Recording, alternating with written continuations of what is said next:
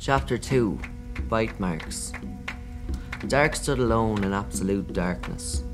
It took him many minutes to realise where he was, in the Rah, which was more silent than ever. No trace remained of the fire or the stink of the fire jarrick. He was breathing a freezing dew. He made his way through the thorny cordon.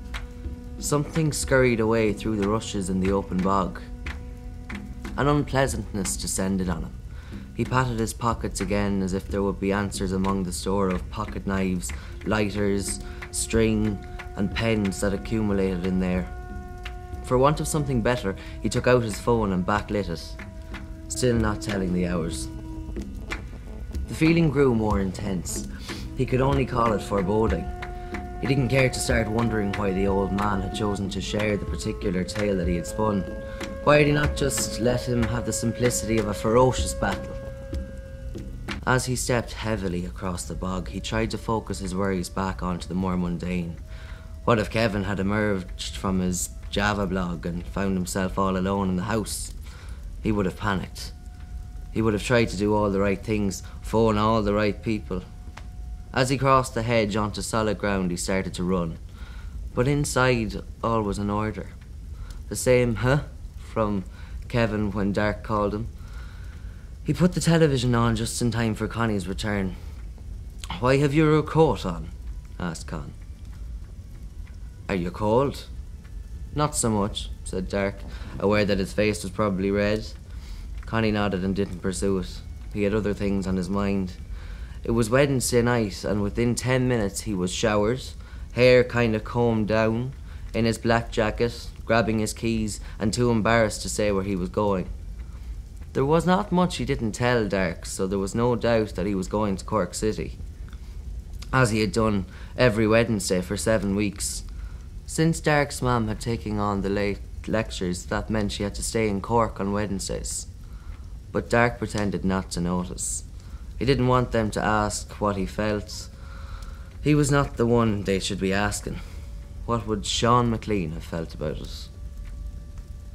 Dark sat in Connie's armchair, not watching television and trying to sort out too many thoughts. It was maybe 1 in the morning when Kevin came through saying the connection was down and he was going to sleep. 5 minutes later came his snoring. That would be one good thing about his going. Dark might get some sleep. Georgina was restless. Connie always said you should pay attention to the restless collie. Look in her eyes and you see the wolf looking back. She is a daughter of the country and well attuned to everything that goes on. Dark stayed in the smooth leather recliner with the television on, and eventually his thoughts faded into some kind of dreamless sleep. He woke to light through the east-facing skylight. The wind-up clock on the dresser put it at 7 o'clock when he heard the suspension of the old Jeep squeaking familiarly, picking its way down the potholed lane, bringing Connie home. Connie padded as quietly as he could through the kitchen, softly whistling Back in Black. He came back through again in his yard clothes without turning on lights. In his efforts to wake no one, he still did not notice Dark sitting in his chair as he went out to look at the animals. Dark's unhappy restlessness resumed. An hour later, in full sunlight, everything seemed perfectly normal again. He was having cereal with Kevin and Connie. Pumpkin was waiting at his ankles for whatever he might drop to her. When Dark mentioned that they'd be taking Kevin back home when they went on their trip to town, Connie stared for a minute. He scrutinised Dark's face. Dark was afraid Connie was going to ask outright why, or mention the sound system in the barn. But Connie looked away again, clearly deciding to say nothing. Dark appreciated that. After Connie went to milk the cows, Kevin came with Dark on his calf feeding rounds. "There are times too, though," he said, "that I actually could see how a person really could like this place." Dark didn't respond. The red truck arrived in the yard. He had his high boots on. He always came for the Thursday and Saturday trips to the co-op. A stop at the bookies, or the amusement arcade on the way home, was the price he put on good behaviour in the shops. As Kevin came out with his rucksack, Connie's phone rang. Connie shouted into the little Nokia as though the person he was talking to was far up the Mycrofilms mountains. She was, of course. It was Queenie, another of his friends. Queenie had long grey hair and a leather coat down to her ankles. She never missed the card games on her winter's evenings. Connie liked joking around with Queenie. He would be on his call for a while. He saw that Dark was anxious, not wanting Kevin to be here any longer than Kevin wanted to be here. He threw the keys of the Queen Mary to Dark and bundled himself into the passenger seat. The Queen Mary was Connie's 30-year-old Land Cruiser, and Dark was relatively good at driving it. Kevin looked at Dark with new anxiety as he climbed into the back with the Red. Dark felt Kevin's uptight gaze on the back of his head and he started the engine. He said, "It's okay, Kev, we'll go the back roads." "All right, best avoid the main road," said Kevin, trying to sound sarcastic. It didn't suit him. Obviously, he didn't yet realise that roads could exist which were less main than the twisty road from Mullet to Connie's farm. The Red wasn't pleased. "Yeah," he grumbled. "Give the keys to a lanky city buck who doesn't even have a licence, while the experienced truckman has to sit in the back." Connie was laughing into the little Nokia, relaying the Red's gripes to Queenie. "Actually, he has a point," said Kevin. "Why don't you let him drive? What if you get caught?" Kevin seemed to think that there was an obvious binary choice, a clear right and wrong to every situation. It was not that Dark himself never thought about such things. It was just that in his own life, it seemed choices were not always between good and bad. Sometimes they were between bad and worse. He had experienced the Red's driving. That was much worse.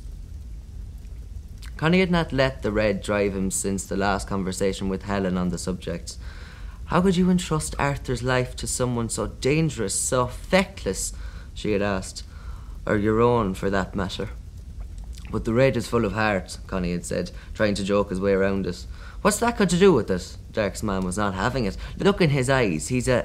He's borderline psychotic." "Which of us is perfect?" said Connie. He was trying really hard to pay more attention to what Helen had said to him these days. So Dark was the one who got the keys today, though he was pretty sure his mam would not have liked that much better. Connie directed with his left hand, taking him into the hills and onto desolate roads with heather on either side and grass in the middle. The jeep squeaked along for miles of twists and dips. Dark glanced in the rear-view mirror and saw Kevin's eyes looking straight back at him with a kind of petrified gaze. As he wondered again about Kevin's thoughts, he failed to notice that they were approaching the main road from Rockchapel to Mullet. They shot across at the intersection, causing a brown car to brake and swerve, and came to rest halfway up a convenient laneway which met the road on the other side. Connie was still on the phone, so there was nothing for Dark to do but reverse back to the main road and set off again. It would be time enough to swap places with Connie when they got into the outskirts of town. He had hardly settled on this thought when there came a whine of a siren. In the rear view, the blue flashing lights were right behind. "What now?" he said to Connie. "Lose them," said Connie. Kevin groaned. "Only messing there, friend," said Connie. "The Mary has less acceleration than a tractor." Dark stopped. The Garda car also stopped, but the Garda himself didn't get out immediately. The back window was dusty and Dark got a little tense as he couldn't make out what was happening. They waited for at least a minute. "The other guy," said Kevin, finally finding his voice. "The other guy has completely vanished." "He is suspicious of police," said Connie. "Why?" Kevin was unable not to ask. He looked pale. "And how did he go without me noticing?" "He believes they may have a grudge against him." That was only partly true. The guards were alert to certain roguish nocturnal activities which bore the Red's glove print.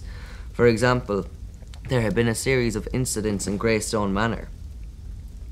Incidents that had people whispering, in at least partial truth, that Salty had displeased the little people. Things such as the doors of Salty's free-range piggery opening no matter what locks were put on them, letting his pigs range freely. round bales rolling downhill of their own accord, and for some reason strimmers and saws being moved. That was a telltale crime for anyone who knew the Red. He had an unusual fixation with two-stroked engines. Gadgets would be rearranged just enough for the obsessively tidy Salty to realise someone had got in again, despite all his security beams. Salty did not, of course, blame any little people. In every complaint he made at the Garda station, he named Connie as the suspect. That was a little unfair, though not entirely. Firstly, Connie could have stopped the Red by simply telling him to stop. The Red listened to nobody else, but Dark had the impression that Connie got too much enjoyment from seeing Salty arrive in the yard and hop from one leg to the other in a rage, saying, I know everything. I'll have you soon, you great oaf." Not only did Connie not tell the Red to stop, but he had gone with him on at least one occasion. Dark knew this because he had been there too. The occasion was after Dark and had found a three-legged badger bleeding to death in the bog. When he told Connie, the three of them went across the river, and sure enough, the Red, who had extraordinary vision at night, found the gin trap near the badger sets in Salty's woods. Dark had used the bolt cutters and Connie a sledge. The resultant mangle was left draped over Salty's fence in case he might doubt interference. As Connie would say, you may know a person by the way he treats the defenceless. Whatever the reasoning, the Red had now disappeared. The others sat staring straight front, each thinking his own thoughts. Eventually, the knock came on Connie's side, and he smacked Dark on the thigh as he let the window down. "See, I told you everything would be grand." Dark let out a breath he didn't realise he had been holding in. It was only Jim Curtin. He was the sergeant at Mullet Garda Station, but also one of the regulars in Connie's house, staying late most nights. Connie let his window down. "The McLeans are not set on making my life easy," said Jim Curtin, amused with himself and his siren. Dark got out of the driver's seat and came around to the side of the car, but Curtin wasn't finished with Connie. He remained leaning in. "I have yet another complaint about a trespass." "Well, Jimmy boy," said Connie, "what has you out and about? Is it the heating broken in the Garda station?" Jim Curtin refused to be distracted. "You know, Con, I can't go on mislaying all the complaints that Mr. Salty brings to the station." "Nothing to do with me," said Connie. "No need to worry. I was away last night." "How did you know it was last night then?" said Curtin quietly. "Was anything taken or damaged?" asked Connie. "He says the pigs were let out and ate the daffodils," said Curtin very seriously. "I doubt it," laughed Connie. "That man couldn't grow daffodils." "I'm serious, brother. I'm very worried about what will happen unless you take a step back from this conflict with that guy. I get a bad feeling about him." Jim Curtin was still looking very serious. "And by the way, in case you don't know, for some fecked up reason one of his hedge cutters was taken from the shed and left in the middle of his driveway. What is that all about?" At the mention of the hedge cutter, both Connie and Dark glanced towards the back of the jeep. Curtin only then noticed Kevin. The Garda blushed. He went back to being the policeman for the benefit of the solicitor's son. "OK, driving lesson over," he said, pulling Dark's ear. "Don't let me catch you again." He walked around the car for an inspection of the lights and tyres, most of which were not right. As he did, he noticed the body in the back, and, again, forgot to be a Garda, letting out a laugh as he opened the back hatch. "Come out, you scut, it's only me." The Red didn't stir from where he was lying on the empty calf nut bags in the boot, but he released a ring of cigar smoke that shimmied towards the roof. Just then a weasel ran across the road up ahead. Though you weren't supposed to call it a weasel. Dark remembered Connie saying once, "Science calls her a stoat. The old people around here call her the noble one, or noble lady. Either way, she is not a weasel." An old man on a bicycle came up to them and stopped. Unusually, he was not someone that Connie recognised. He took a woodbine out of his wrinkled lips as he looked first at Connie and then peered in the back. He said, "Glory be to God, they walk among us." "That's just old Jim Golden," said the Garda, as the old man wobbled slowly onwards, as cracked as the crows. Kevin seemed very glad to eventually step out of the Mary in Bluebell Crescent. His mum opened the front door for him and embarrassed him into turning to say to Connie, "Thanks for having me." "A very fine young man, Mrs. Dowd," shouted Connie, embarrassing Dark at least as much as Kevin. "Upstanding and true. He's more than welcome in Kill any time he wants." Dark, Connie and Red went to the arcade for burgers. They spent some hours bowling and playing air hockey. Dark was relaxed, not having to worry what Kevin would have thought. Back at the house, Connie had some private words with the Red. Something about it being safer for them all to keep watch over their own now, rather than causing aggravation. The Red went away in a sulk. "What was that about?" asked Dark. "Nothing," said Connie. "Just that on my rounds this morning I noticed that someone had turned sods in the bog. Oh, and the spike was gone." Dark felt that chill again. There had been someone in the bog last night, probably at the same time as he had been in the Rat. "You all right?" asked Connie. "Grand," said Dark. "Good. Anyway, we'll leave the bog alone now for a while," said Connie. He went out to see some overdue fencing. Dark knew Connie would have liked him to come along to hold stakes and keep him company. Even if they worked in silence, it was sometimes better than working alone. But Dark didn't feel like going back to the usual school break activities just yet. He went back inside to play League of Heroes. It was 5:15 when his phone rang. Earlier, Connie had reminded him that his mum was finishing work early and that maybe he shouldn't be on the game when she arrived. So when he saw it was Connie's number, he cut him off, saying, Yeah, I know. My pupils will go square and I'll get jitter fingers. Don't worry, I'm off." He was still expecting an earful of loud slagging. Connie wasn't really bothered about the gaming. It was more about impressing Helen that he was on the case. Last time he said to Dark, "Every man has to learn to sometimes pretend to be a normal human for his mother's sake." But none of the slagging came. Connie said faintly, "Maybe you should come out here." Nothing more. The call was still connected. Dark could hear the pulse of the milk machine. He ran out of the kitchen, followed by the dogs, who sensed his panic. Stepping in through a pool of water at the milking parlour door, he saw that the gate of the right chute was open and Niamh, Connie's favourite old cow, was halfway through, but not coming further. He looked around the corner and saw why. Connie was stretched out across the concrete apron. Niamh was smelling him, understanding that he was in trouble and blocking the other cows from trying to step over him. His face was screwed up in pain and he was pointing to his foot. Dark assumed he'd broken his ankle, though it would usually have taken more than that to fell Connie. Dark wasn't weak, but his uncle was too big for him to even think about lifting him. He reversed the cows back down the milking chute with the dogs snapping at them, thinking it was a useful thing for them to be busy with. As he phoned his mother, he realised he was patting Connie's forehead the same way he usually comforted Georgina. She arrived at the same time as the ambulance, which she had called.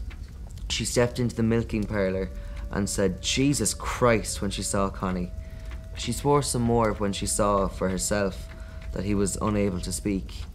Then she tried to act calm, saying, "Now, Art, it's really important that you tell us truthfully what happened." As if she always expected lies from him. "I don't know," he said. "I know you and your uncle have stuff you don't tell me," she continued. "But this is not time for any of that." Dark pushed Georgina away because she was trying to lie on Connie's legs. Connie tried to say something to him, just an incoherent mumble. One of the ambulance men had to cut the Wellington boot off his right foot. It had swollen that badly. When they peeled back the sock, Dark was the one who spotted the little purple blotches, like a small bite mark on the back of his ankle. He examined the torn welly and spotted a small hole near the ankle part. Between Dark, his mum, and the ambulance people, they managed to get Connie onto a stretcher and wheel him out of the parlour. The siren went on as they were going up the lane. Dark had no idea how to react. He looked at his mum. She was staring silently after a cloud of dust. She had gone completely pale. Eventually she said in a flat voice, "Sorry, Artie. Let's go inside. You can change into clean clothes and then we'll follow them." He hesitated. "The last of the cows have to be milked. You go." "Okay," she said, without objection. "I'll phone you and let you know once they have it sorted out." "Ma'am," Dark said. "What?" she said shortly. "Do you think it's serious?" "Probably nothing." "Then why did they say they were taking him to the city hospital rather than to Mulla General?" "Probably just a precaution," she said. "You'll be able to get your own tea and head to bed early." She left, still trying to be calm. She didn't notice that the bottom of her coat was sticking out through the car door and the hazard lights were still on as she drove back out along the lane. Like he could talk, he suddenly realised why his feet were warm. He had rushed out in his slippers and stepped into liquid fresh cow dung as he'd run the girls back down the chute. He concentrated on completing the milking without getting kicked by the young heifers. Then he concentrated on setting the milk tank to the right temperature and washing out the system. Then he concentrated on getting the cows back up to the rocky fields across the road with no help from any of the dogs, who continued sitting around the place looking at him for reassurance. When that was all done and the calves were fed, he had nothing left to concentrate on. He sat at the formica-topped table in the kitchen with nothing to distract him from wishing he wasn't so afraid of hospitals. He should have gone with his mum. Any of the neighbours could have finished the milking. Just because Sean McLean had come out of a hospital dead didn't mean everyone would. After all, his dad was already dead when they took him to the hospital, so there was no other way for him to come out. Dark had never understood that. They pulled his motorbike off for forensic examination and his body off to hospital when neither of them needed any further examining. Both were obviously beyond repair. Anyway, Connie was very much alive getting into that ambulance, and it was time for Dark to force himself to disconnect the words morgue and ward. He would go there at the next chance. He phoned his mum, convinced now that she'd be chipper. She would tell him that everything was fine. She didn't.